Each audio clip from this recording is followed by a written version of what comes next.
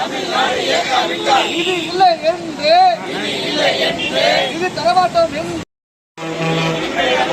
ஒன்றிய அரசு மோடி அரசு தேசிய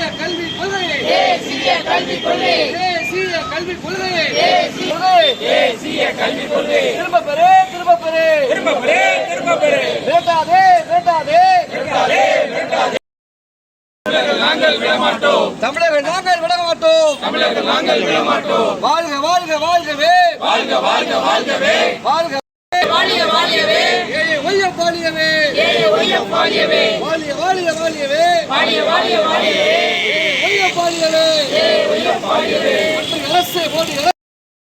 மோடி திட்டத்தை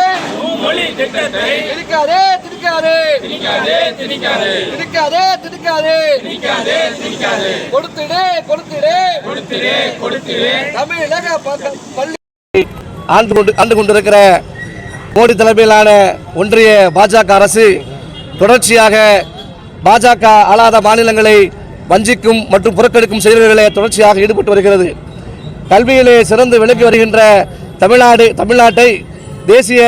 கல்விக் கொள்கையை நீங்கள் அமல்படுத்தினால்தான் உங்களுக்கான நிதியை தமிழக பள்ளி கல்விக்கான நிதியை தர முடியும் என்று கல்வி அமைச்சர் தர்மேந்திர பிரதான் ஆணவமாக பேசி வருகிறார். அது மட்டுமில்லாமல் தொடர்ச்சியாக பாரதிய ஜனதாவினுடைய மும்மொழி கல்வி கொள்கை திட்டமான இந்தி மற்றும் அதனுடைய சமஸ்கிருதம் ஆகிய மொழிகளை இந்த தமிழ்நாட்டிலே எப்படியாவது திணித்து விட வேண்டும் என்கிற அடிப்படையிலே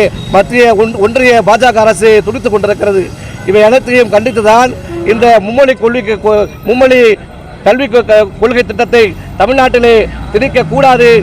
அதே நேரத்தில் தமிழ்நாட்டிற்கு தர வேண்டிய 2023-24 ஆண்டுக்கான நிதியான 2152 கோடி ரூபாயும் போன ஆண்டிற்கு பாக்கி தொகையான 259 கோடி ரூபாயையும் சேர்த்து மொத்த நிதியையும் தமிழ்நாட்டிற்கு உடனடியாக ஒன்றிய கல்வி அமைச்சகம் தர வேண்டும் என்ற